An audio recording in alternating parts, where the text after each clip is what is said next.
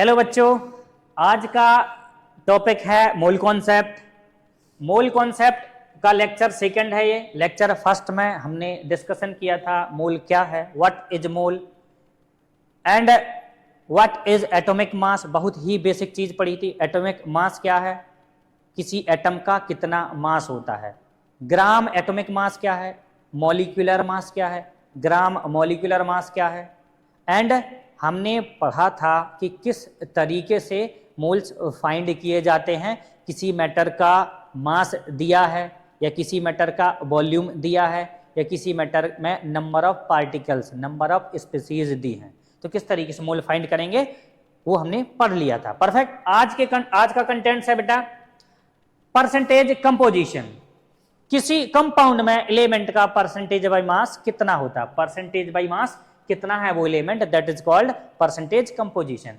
Density क्या है, बहुत ही बेसिक चीज। क्या है डेंसिटी, इसके बारे में पढ़ेंगे। एवरेज एटॉमिक मास क्या है, एवरेज मॉलिक्यूलर मास क्या है एंड लिमिटिंग रीजेंट क्या है, इन सब चीजों के बारे में पढ़ेंगे। क्लियर। तो चलिए स्टार्ट करते हैं परसेंटेज कंपोजिशन से। What is percentage composition. बेटा कंपाउंड, जैसे मैंने बोला C6H12O6 है, दैट इज अ कंपाउंड। इसका नाम है ग्लूकोज। क्या नाम है, ग्लूकोज। बेटा ग्लूकोज में मैं कहूंगा कार्बन एलिमेंट का परसेंटेज बाई मास कितना है, यही तो परसेंटेज कंपोजिशन है। तो percentage composition of element is equal to होता है atomic mass of element multiply number of atom into 100 upon molecular mass of compound. Perfect. आप भी जानते हैं परसेंटेज किसी का निकालना है, मास परसेंट निकालना है किसी का, तो उसका mass upon total mass into 100, यही होता है कि नहीं। तो एलिमेंट का परसेंटेज कंपोजिशन निकालना, तो उस एलिमेंट का टोटल मास कैसे निकलेगा, एक एटम का मास मल्टीप्लाई नंबर ऑफ एटम्स जितने हो जाएंगे upon molecular mass of compound. उस टोटल कंपाउंड का मॉलिक्यूलर मास जो भी होता है रख देंगे तो टोटल मास आ जाएगा नीचे, मल्टीप्लाई बाई 100 निकल आएगा कि नहीं। जैसे ये लिखा है ग्लूकोज बेटा, दैट इज ग्लूकोज। ग्लूकोज में मैं बोलूं कि कार्बन का मास परसेंट बताओ, मास परसेंट ऑफ कार्बन। देख लेंगे बेटा, कार्बन का टोटल मास मतलब कार्बन के एक एटम का मास मल्टीप्लाई नंबर ऑफ एटम्स। कितने नंबर ऑफ एटम्स हैं ग्लूकोज में, 6। 12 एक एटम का होता है 12 multiply by 6 upon total mass होता है ग्लूकोज का 180 मल्टीप्लाई 100। क्या सही है ये, है ना। सो 3 टाइम्स जाएगा ये बेटा, 30 times cancel out 4, that is equal to 480%, 40% आ जाएगा। ये 40% आ गया तो कार्बन कितना परसेंटेज बाई मास है, 40%। ग्लूकोज का जितना भी मास होगा उसमें 40% कार्बन होगा। Perfect, that is percentage composition. अब बोलूंगा मास परसेंट ऑफ हाइड्रोजन बताओ, इजी है। हाइड्रोजन, कितने हाइड्रोजन एटम है ग्लूकोज में, 12 है। एक हाइड्रोजन एटम का 1 unit multiply by 12 upon 180 into 100, है ना, 20/3%। कोई समस्या ही नहीं है। मैं कहूंगा मास परसेंट ऑफ ऑक्सीजन बताओ, तो क्या हो जाएगा, ऑक्सीजन का टोटल मास मतलब ग्लूकोज में ऑक्सीजन का टोटल मास। ऑक्सीजन एटम कितने, 6, एक ऑक्सीजन का 16 मल्टीप्लाई 6 अपॉन 180 होता है बेटा टोटल इंटू 100। सॉल्व कर देंगे, आंसर आ जाएगा इसका भी बेटा, है ना। 160/3 53.33% अप्रोक्स। परफेक्ट। सो ये परसेंटेज कंपोजिशन है, बहुत ही इजी है। इससे रिलेटेड कुछ क्वेश्चन कर लेते हैं। देखिए, the percentage composition of carbon in CO2। Percentage carbon कितना हो जाएगा, कार्बन का 12, एक ही कार्बन एटम है, मल्टीप्लाई 100 अपॉन डिवाइडेड बाई 44 होता है। CO2 का मॉलिक्यूलर मास 44 यूनिट होता है। परफेक्ट। चलिए इसको सॉल्व कर देंगे, आंसर आ जाएगा। परफेक्ट। इसमें निकाला percentage composition of sulphur in H2SO4, percentage sulphur is equal to कितना, सल्फर 30, एक सल्फर है, मल्टीप्लाई 32 अपॉन 98 इंटू 100, इसको सॉल्व कर देंगे, आंसर आ जाएगा। मास percent of hydrogen in H2O2, कितने हाइड्रोजन एटम है, 2, मल्टीप्लाई एक हाइड्रोजन एटम का 1 अपॉन टोटल H2O2 का कितना हो जाएगा, 16 multiply 2, 32 plus 2 is equal to 34 हो जाएगा बेटा, 34 into 100, that will be equal to 100 by 17% आ जाएगा। सॉल्व कर देंगे। ओके, सो इजी था, परसेंटेज कंपोजिशन में कुछ नहीं था। नेक्स्ट कंटेंट है अपना, क्या है, नेक्स्ट है डेंसिटी। व्हाट इज डेंसिटी, बहुत बढ़िया चीज, बेसिक चीज है और अच्छी चीज है ना बेटा। डेंसिटी बताती है कि कितने टाइटली पार्टिकल्स पैक्ड हैं किसी मैटर के, है ना, मतलब कि यूनिट वॉल्यूम में किसी सब्सटेंस का कितना मास है, दैट इज डेंसिटी, है ना।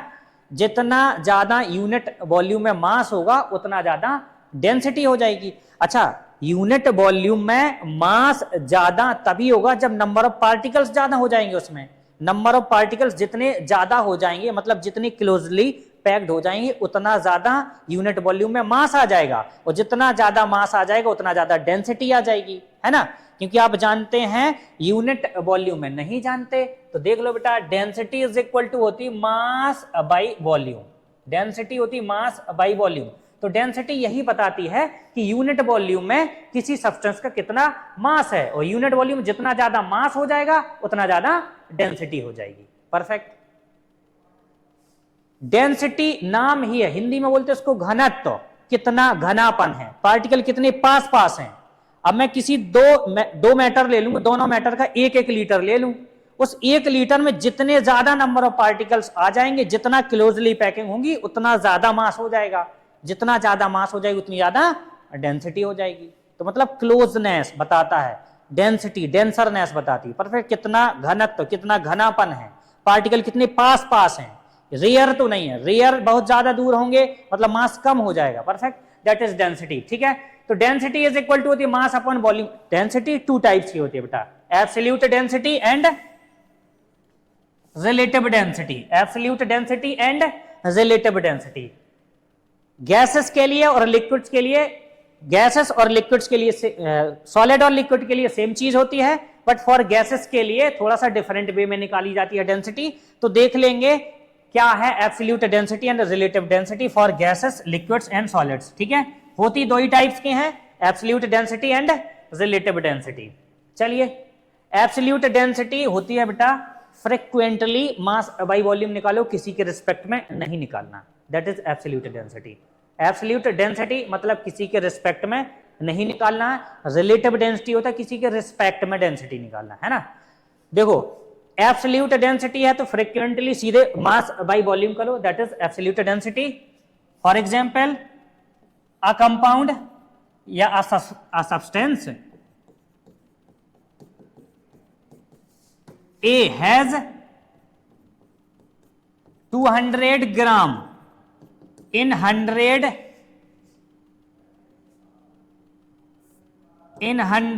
ml of this substance.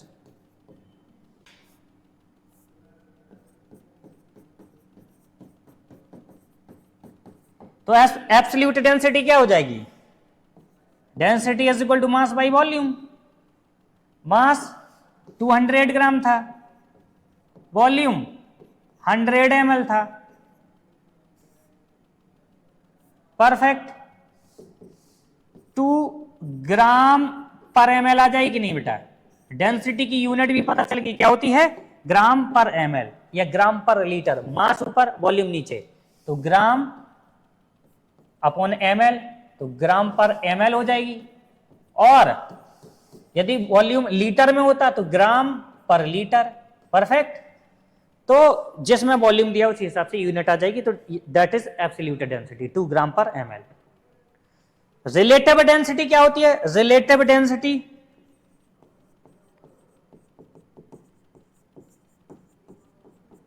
बेटा, रिलेटिव डेंसिटी किसी के रेस्पेक्ट में निकाली जाएगी। रिलेटिव डेंसिटी होती है density of substance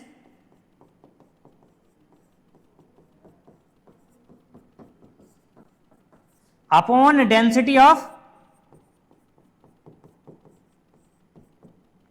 reference substance.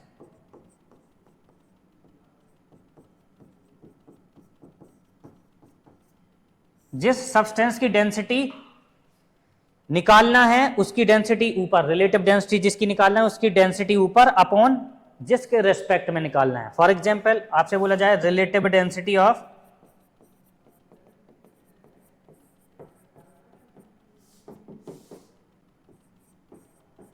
NaOH with respect to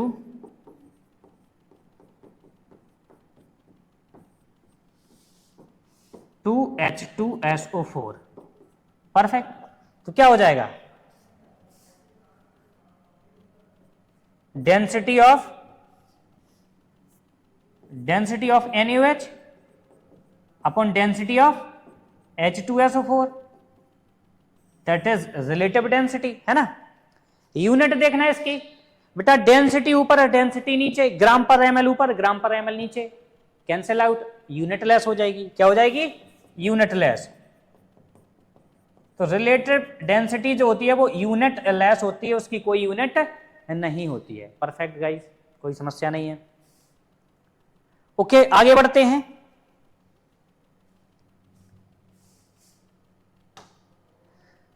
relative density water के रिस्पेक्ट में निकालते हैं तो वो कहलाती है स्पेसिफिक ग्रेविटी। क्या कहलाती है? Specific gravity. आपने क्वेश्चन किए होंगे कभी तो उसमें देखा होगा बच्चों कि specific gravity of NaOH is equal to this. अब हम समझ नहीं पाते स्पेसिफिक ग्रेविटी क्या है। क्वेश्चन में आ गया स्पेसिफिक ग्रेविटी दिया गया है, अब उसको यूज कैसे करें?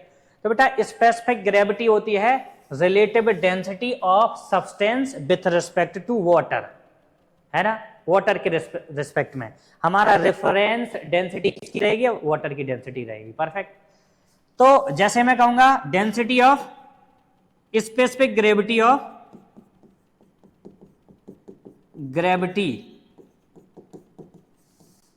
NaOH बताएं तो क्या हो जाएगा? स्पेसिफिक ग्रेविटी ऑफ NaOH मतलब density of NaOH, absolute density of NaOH जो होती है क्या होती है? लगभग 2 पॉइंट कुछ करके होती है, 2.13, है ना, 2.13। परफेक्ट। ग्राम पर ml। और density of water at 4 degree Celsius होती है 1 ग्राम पर ml, है ना बेटा। 1 से डिवाइड करने पर कोई फर्क नहीं पड़ेगा, बट ग्राम पर ml एक दूसरे कैंसिल आउट हो जाएंगे, 2.13 ही आ जाएगी, लेकिन इसकी यूनिट कुछ नहीं होगी क्योंकि ये भी तो रिलेटिव डेंसिटी है। यूनिट लेस क्या हो जाएगी?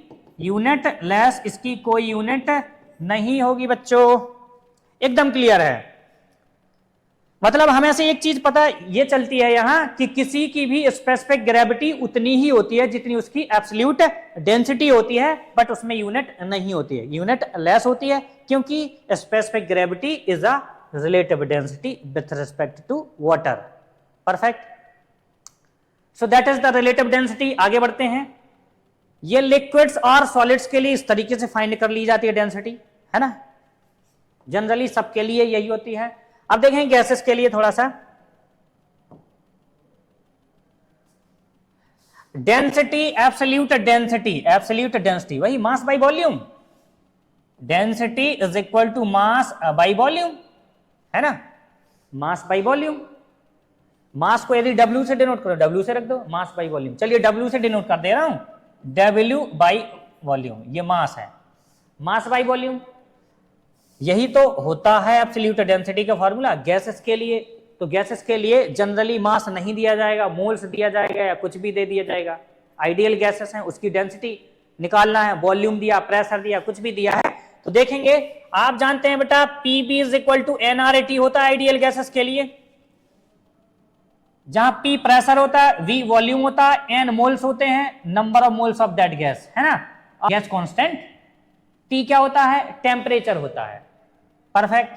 यदि मैं इस तरीके से लिख दूं इसको, एन को लिख दूं W by molar mass of that gas, क्या सही लिखी ये चीज, molar mass of that gas, mole की जगह W by molar mass, given mass अपन मोलर मास, सही है, एकदम परफेक्ट है। Into R T, perfect.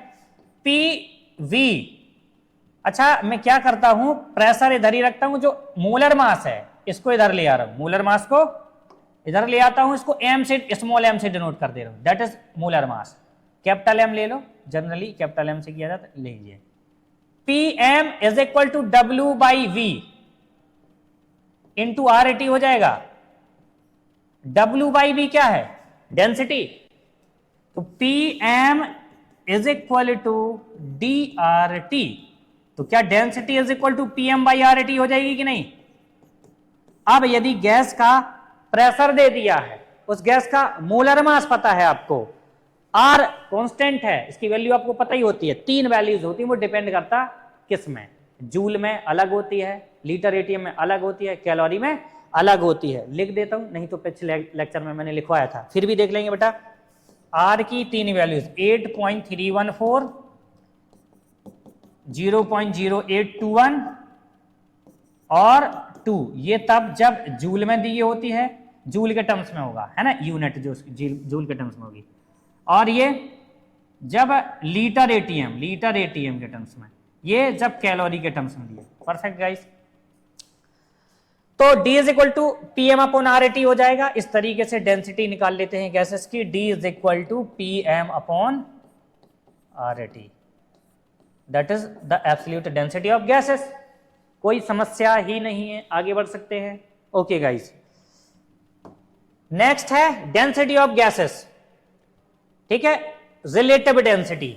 अब रिलेटिव डेंसिटी इसमें भी निकालेंगे, गैसेस की रिलेटिव डेंसिटी कैसे निकालते हैं, तो देखेंगे density of gas at constant temperature and pressure, और उसी कांस्टेंट टेम्परेचर प्रेशर पर डेंसिटी ऑफ रेफरेंस गैस हो जाएगी। परफेक्ट। देखेंगे कैसे बेटा, डेंसिटी ऑफ वन गैस कोई भी मान लो, पहली गैस फर्स्ट गैस, उसकी density D1 is equal to P M upon R T, M1 रख दूं इधर, M1 molar mass of first gas, कोई एक गैस दी है, गैस, चलिए gas A and gas B, gas B, 2 gas हैं, गैस A की density P M A upon R T, perfect, ये हो जाएगा कि नहीं। गैस B की density D B is equal to P M B upon R T और P pressure temperature R तो कांस्टेंट रहेगा दोनों गैस के लिए, क्योंकि सेम टेम्परेचर प्रेशर है और R कांस्टेंट होता ही है। अब यदि मैं रिलेटिव डेंसिटी ऑफ A निकालूं, relative density of A is equal to हो जाएगा D A upon D B. क्या सही है ये, एकदम परफेक्ट है। Relative density of A with respect to B is equal to D A by D B. D A हो जाएगा बेटा P M B, P M A upon R T upon P M B upon R T cancel out, P cancel out बेटा, ये हो जाएगा M A upon M B. Perfect. मतलब density D A by D B is equal to M A by M B. यदि आपको relative density किसी gas की निकालनी है किसी के रिस्पेक्ट में, तो उस गैस का molar mass upon reference gas का मोलर मास रख देंगे आप, तो आपको उसकी रिलेटिव डेंसिटी पता चल जाएगी। परफेक्ट, क्लियर है एकदम, कोई समस्या नहीं है। क्वेश्चन कर लेते हैं। लिखा है find density of CO with respect to N2 at constant temperature and pressure. सरल है ही नहीं कुछ उसमें। Relative density of CO, relative density of carbon monoxide gas is equal to density, देखो DA/dB अभी बताया था मैंने, M1/M2 आया था, है ना, MA/MB, सेम एज कर देंगे molar mass of carbon monoxide कितना होता है बेटा 16 + 12 है ना upon N2, molar mass of N2 कितना होता है बेटा दैट इज इक्वल टू 28 है ना, 28/28 कितना आ जाएगा 1। अच्छा इसकी भी कोई यूनिट नहीं होगी because of density by density आया था, और यहां से भी देखते molar mass by molar mass, gram by gram cancel, खत्म है ना। तो रिलेटिव डेंसिटी ये भी है तो इसकी भी कोई भी यूनिट नहीं आएगी, परफेक्ट 1 आ जाएगी। अब इसमें देखेंगे find density of CH4 with respect to O3, तो रिलेटिव डेंसिटी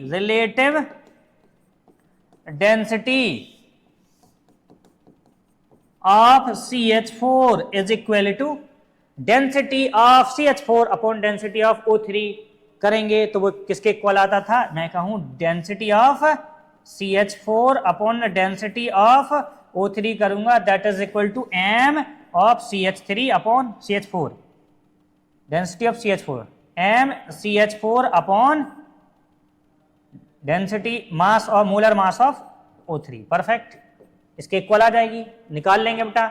CH4 का कितना मास हो जाएगा that will be equal to 16 upon okay 48 1/3 perfect, कोई समस्या नहीं है। 1/3 आ जाएगी बेटा, कोई यूनिट नहीं होगी, यूनिट लेस होगी। अब वेपर डेंसिटी क्या है, यहां लिखा find vapour density of O2, तो देख लेंगे जरा वेपर डेंसिटी क्या है बेटा। वेपर डेंसिटी होती है, vapour density is equal to, ये भी एक रिलेटिव डेंसिटी ही है, रिलेटिव डेंसिटी ऑफ गैसेस ही है, बट रेफरेंस में हाइड्रोजन गैस ले ली जाती है, perfect. Density of any gas मतलब ए गैस माने ले रहा हूं, density of A upon density of H2, hydrogen gas की डेंसिटी रेफरेंस में ले लूंगा तो वो आ जाएगी वेपर डेंसिटी कहलाने लगती है, that is called vapour density, perfect. तो वो वेपर डेंसिटी ऑफ ए हो जाएगी, vapour density of A is equal to DA/DH2, ठीक है, DA/DH2 मतलब MA अपॉन MH2, अभी प्रूव कराया था बेटा, DA/DB is equal to MA/MB, perfect. तो MA/H2 हो जाएगा molar mass of A upon molar mass of H2, molar mass of H2 कितना होता है 2, परफेक्ट, कोई समस्या नहीं है। तो vapour density is equal to होता है मोलर मास भी लिख सकते हैं या मॉलिक्यूलर मास, परफेक्ट, कोई समस्या नहीं। मॉलिक्यूलर मास में फिर AMU में यूनिट आई, AMU में लिखते उसको, मोलर मास को ग्राम में लिख देते, टोटल जितना भी उसका मास नंबर होता है टोटल किसी एटम्स का या किसी मॉलिक्यूल्स का, perfect. Vapour density is equal to molar mass upon 2, ये फॉर्मूला हो गया बेटा, कोई समस्या नहीं है, यूनिट लेस होगी। वेपर डेंसिटी ऑफ O2 कितनी हो जाएगी, मोलर मास कितना होता है बेटा O2 का 32/2, it will be equal to 16, unit कुछ नहीं होती है, यूनिट लेस होती है। Vapour density of CO2 molar mass 44/2 कितना हो जाएगा बेटा 22, इजी है, कोई समस्या ही नहीं, note it fast. Next content बेटा, नेक्स्ट कंटेंट क्या है, अब है एवरेज एटॉमिक वेट क्या है, एवरेज एटॉमिक वेट। अच्छा समझेंगे जरा बेटा, हमने देखा है कि एलिमेंट के कुछ आइसोटोप्स पाए जाते हैं, जैसे मैं कहूँगा क्लोरीन का Cl35 एंड Cl37 आइसोटोप पाए जाते हैं, है ना। कार्बन के 6012, 6013, 6014 आइसोटोप्स पाए जाते हैं। सबका मास अलग अलग होता है। जैसे मैं लिख देता बेटा, क्लोरीन है Cl का Cl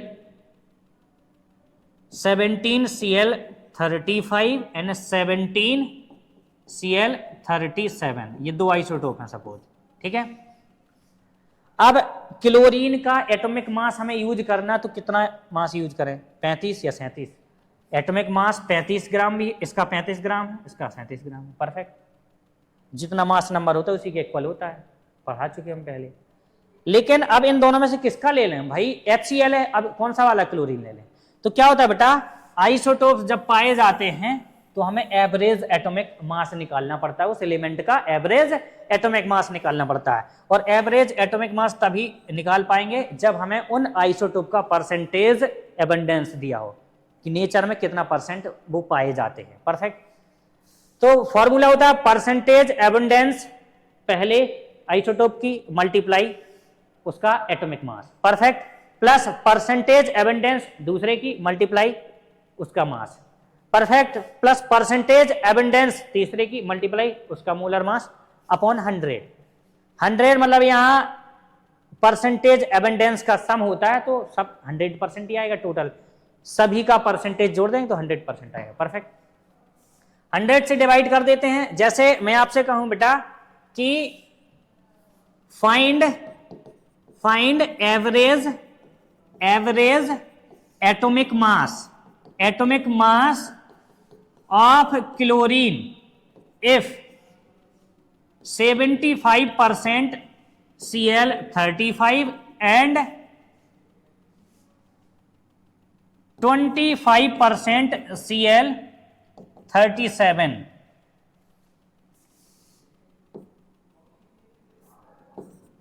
are in nature, perfect. चलिए निकालते हैं एवरेज एटॉमिक मास क्या है, कुछ नहीं है, एवरेज एटॉमिक मास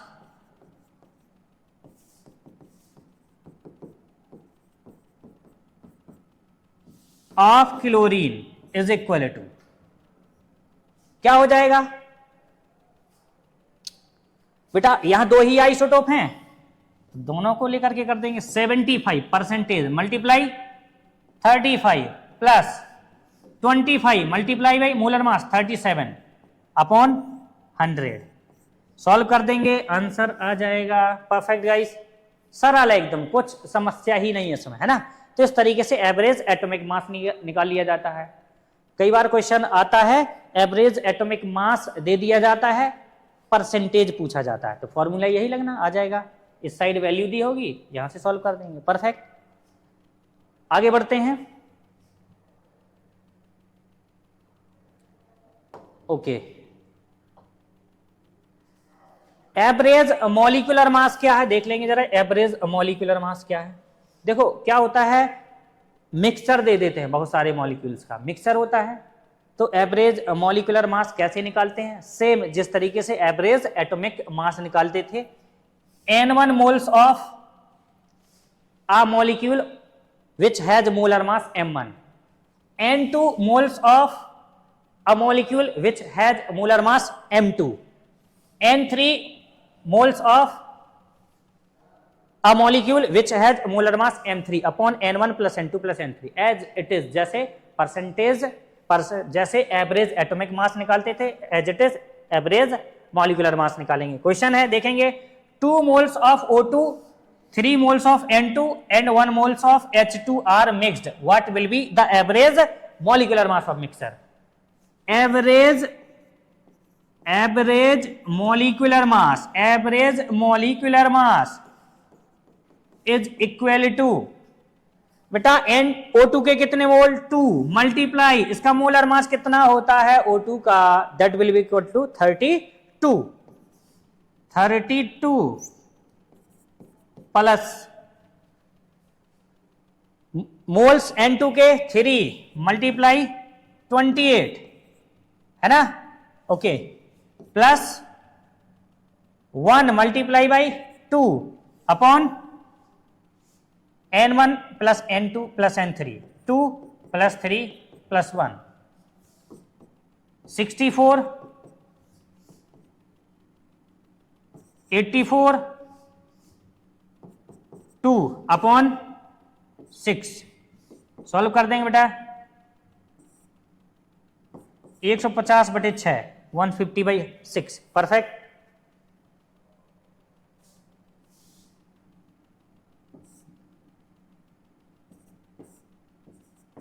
फिफ्टी 25, तो average molecular mass is equal to 25। सरल है, कुछ नहीं है इसमें भी, है ना, इजी है बेटा, बहुत ही इजी है, ठीक है। नेक्स्ट कंटेंट है limiting reagent, it is very important, है ना। इंपॉर्टेंट तो सभी थे, लेकिन ये चीज जो है बहुत बढ़िया चीज है। लोगों को समस्या आती है इसमें, बच्चे कहते हैं सर ये कैसे करें, है ना। लिमिटिंग रीजेंट होता क्या है, सबसे पहले समझ लेंगे। किसी रिएक्शन, जैसे दो रिएक्टेंट है बेटा, दो रिएक्टेंट है, रिएक्शन हो रही है, वो रिएक्ट करके प्रोडक्ट बनाएंगे। तो कुछ रिएक्शंस में क्या होता है कि एक रिएक्टेंट खत्म हो जाता है, पहले ही दूसरा रिएक्टेंट बचा रह जाता है ना। तो जो सबसे पहले खत्म हो जाता है, जो टोटली कंज्यूम्ड हो जाता है रिएक्शन में, और रिएक्शन स्टॉप हो जाती है और दूसरा बचा रह जाता है, तो जो टोटली कंज्यूम्ड हो गया दैट इज लिमिटिंग रीजेंट। जो रिएक्शन को स्टॉप कर देता, जिसके खत्म होने पर रिएक्शन स्टॉप हो जाती है। भाई एक रिएक्टेंट खत्म हो गया, जो पहले खत्म हो गया, अब रिएक्शन करने के लिए वो रिएक्टेंट है ही नहीं, दूसरा है, बट जिसके साथ रिएक्ट करना दूसरे को, वो पहला खत्म हो चुका है। तो जो खत्म हो चुका, जो पहले खत्म हो जाता, दैट इज लिमिटिंग रीजेंट। सो देखेंगे लिमिटिंग रीजेंट क्या है। Reactant that consumed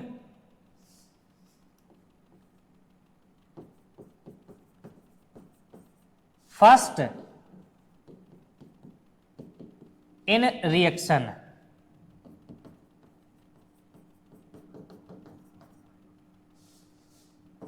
and that will stop the reaction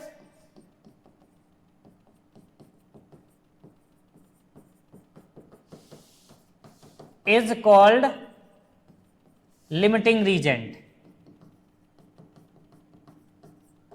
समझ लेंगे क्वेश्चन के बेसिस पर तो सरल हो जाएगा, इजी हो जाएगा। सपोज मैंने बोला एक रिएक्शन है N2 plus 3H2 after reaction 2NH3, एक रिएक्शन है, परफेक्ट। मैंने बोल दिया मेरे पास नाइट्रोजन के जो कंपाउंड बेसल लिया, जिस उस बेसल में जो मैं रिएक्टेंट मिक्स कर रहा हूं, उन रिएक्टेंट की अमाउंट्स है। मैंने बोला नाइट्रोजन का लिया बेटा मैंने 3 मोल और हाइड्रोजन के लिए 4 मोल। तो लिमिटिंग रीजेंट क्या लिए, क्या मैंने बोल दिया इतने रिएक्ट कर, इतने ले लिया है, अब देखो कितना रिएक्ट करता है, परफेक्ट। अच्छा हम जानते हैं बेटा N2 रिएक्शन, एलिमेंट्री इक्वेशन लिखी है, ये क्या कहती है, N2 का 1 मोल रिएक्ट होगा तो हाइड्रोजन के 3 मोल रिएक्ट होंगे। स्पष्ट कहती है रिएक्शन, स्टोइचियोमेट्रिक कोएफिशिएंट दो, इसका 1 मोल रिएक्ट होगा तो इसके 3 मोल रिएक्ट होंगे और इसके 2 मोल बनेंगे, परफेक्ट। यदि मैं नाइट्रोजन का पूरा 3 का 3 मोल रिएक्ट करा दूंगा, 3 मोल रिएक्ट होगा तो H2 के 3 गुना मोल रिएक्ट होंगे कि नहीं। N2 का 1 मोल रिएक्ट होता है तो इसके 3 मोल, मतलब हाइड्रोजन नाइट्रोजन की अपेक्षा 3 गुना रिएक्ट करती है, परफेक्ट। इसके 3 मोल रिएक्ट करेंगे तो इसके 9 मोल रिएक्ट होने चाहिए कि नहीं, लेकिन यह 9 मोल है ही नहीं, मतलब ये पूरा रिएक्ट करेगा। यदि इसका 4 मोल रिएक्ट देख लेते हैं, 4 मोल रिएक्ट करा देते हैं तो इसके कितने मोल रिएक्ट, देखो इसका 3 मोल रिएक्ट करेगा तो इसका 1 मोल 1/3, मतलब जितना इसका मोल करता है उसका 1/3, मतलब ये पूरा रिएक्ट हो। इसका 4 मोल रिएक्ट कराएंगे तो इसका 4/3 मोल रिएक्ट करेगा। यदि ये 4 मोल रिएक्ट करेगा तो इसका कितना रिएक्ट करेगा, 4/3 मोल। तो देखो 4/3 मोल से ज्यादा भी है N2, है कि नहीं। N2 4/3 मोल से 4/3 से ज्यादा है, मतलब that is the limiting reagent. ये बचा रह जाएगा और रिएक्शन पूरी कंप्लीट हो जाएगी और हाइड्रोजन पूरा रिएक्ट हो जाएगा। इस तरीके से लिमिटिंग रीजेंट देखते हैं। और इजी वे है, आपको क्या करना है, मूल दिए हैं, मूल में स्टोइचियोमेट्रिक कोफिशिएंट से डिवाइड कर दो। 3/2, 3/1, 4/3, 3/1 हो गया, 4/3 हो गया। जो लेस अमाउंट आएगी वही लिमिटिंग रीजेंट है। 4/3, 3/1 में से देखो कम कौन है, H2 है ना, 4/3 कम, तो H2 is a limiting reagent. इस क्वेश्चन में क्या है लिमिटिंग रीजेंट, H2। एकदम क्लियर है, कोई समस्या ही नहीं। एक और देख लेते हैं, एक रिएक्शन है बेटा, carbon solid plus O2 gas after reaction CO2 gas. Perfect.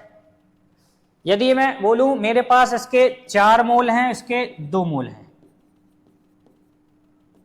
ये कंप्लीटली रिएक्ट कर रहे हैं, मतलब कंप्लीट रिएक्शन कंप्लीट हो जा रही है ना। देखेंगे लिमिटिंग रीजन देखना है, स्टोइचियोमेट्रिक कोफिशिएंट बराबर है दोनों के लिए, यहां भी 1 है और यहां भी 1 है। जब स्टोइचियोमेट्रिक कोफिशिएंट इक्वल होता है तो जितना मोल ये रिएक्ट करेगा उतनी मोल ये रिएक्ट करेगा, तो अब जो कम हो जाएगा वही सीधे लिमिटिंग रीजन। ये कम है, इसका 2 मोल रिएक्ट करेगा तो इसका 2 मोल रिएक्ट करेगा, 2 बच जाएगा, तो ये बचा रह जाएगा, कंप्लीटली रिएक्ट हो जाएगा, तो that is O2 limiting reagent. Perfect.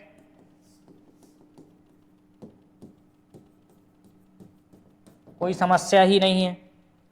Okay, next देख लेंगे बेटा,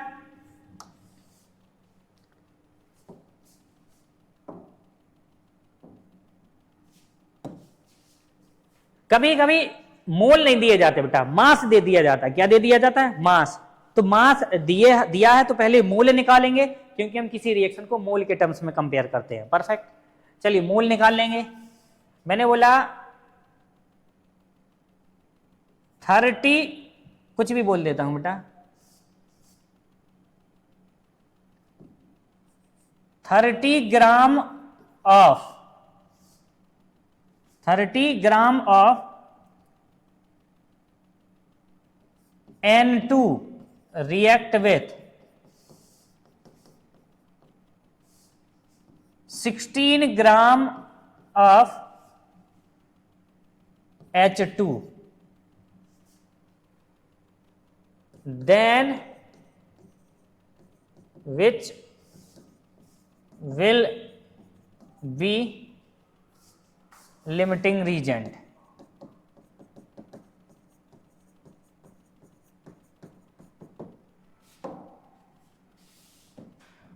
रिएक्शन लिख देंगे N2 plus 3H2 after reaction 2NH3, है ना। N2 का कितना मास दिया, 30 ग्राम, H2 का कितना मास दिया था, 16 ग्राम।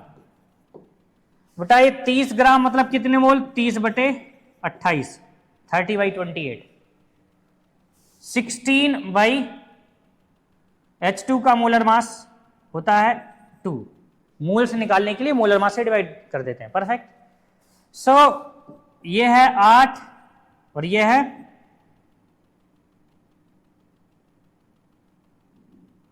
15/14, लगभग 1 के बराबर, ये 8। ज्यादा कौन है, ये, लेकिन अभी हमें स्टोइचियोमेट्रिक कोफिशिएंट से डिवाइड करना पड़ेगा। अभी तो मोल्स आए हैं सिर्फ, स्टोइचियोमेट्रिक कोफिशिएंट से डिवाइड करो, यहां तो 1 से डिवाइड होगा तो 15/14 ही आएगा, यहां 3 से डिवाइड करेंगे तो 8/3 आएगा, तो भी ये ज्यादा है कि नहीं बेटा। 8/3 इज मोर देन 15/14, मतलब ये कम है, so that is a limiting reagent. N2 is a limiting reagent, that is limiting reagent. सरल है बिल्कुल। ओके बच्चों, आगे बढ़ते हैं। तो ये लिमिटिंग रीजेंट था, कोई समस्या नहीं थी। एक लास्ट है, लास्ट क्वेश्चन देख लेंगे बेटा, एक लास्ट।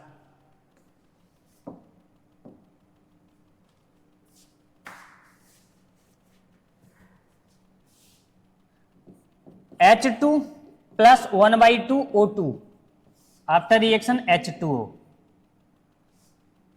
इसमें देखना है कौन है लिमिटिंग रीजेंट। अच्छा, हाइड्रोजन गैस है H2, मैं इसका कुछ भी मास दे रहा हूं। मैंने एक बेसल लिया, उसमें मैंने हाइड्रोजन के ले लिए 4 ग्राम और ऑक्सीजन के ले लिया 10, चलिए 16 ग्राम ले लिया। कितने ग्राम ले लिया? 16 ग्राम। इसका 4 ग्राम ले लिया, इसका 16 ग्राम ले लिया। परफेक्ट। चलिए देखते हैं कौन लिमिटिंग रीजन है। पहले मोल निकाल लेंगे 4/2, इसमें भी मोल निकाल लेंगे बेटा 16/32। ऑक्सीजन गैस का मोलर मास होता है 32, 2 आ जाएगा बेटा। इधर इधर कितना आ जाएगा? 1/2 आ जाएगा। परफेक्ट, 1/2। अब मुझे क्या करना है, ये मोल निकलेंगे, क्या है? मोल्स। लिमिटिंग रीजेंट निकालने के लिए स्टोइचियोमेट्री कोफिशिएंट से डिवाइड करना पड़ता है। इसमें 2/1 होगा और इसमें हो जाएगा 1/2 अपॉन 1/2, 1/2 अपॉन 1/2 हो जाएगा। परफेक्ट, कोई समस्या नहीं है। स्टोइचियोमेट्री कोफिशिएंट 1/2 NH का बेटा ऐसे मल्टीप्लाई करेंगे तो कैंसिल आउट हो जाएगा, इज इक्वल टू 1। ज्यादा कौन है? 2/1 मतलब 2। ये ज्यादा है कि नहीं? ये ज्यादा है, मतलब H2 बचा रहेगा। कम कौन है? ये O2। तो O2 is a limiting reagent.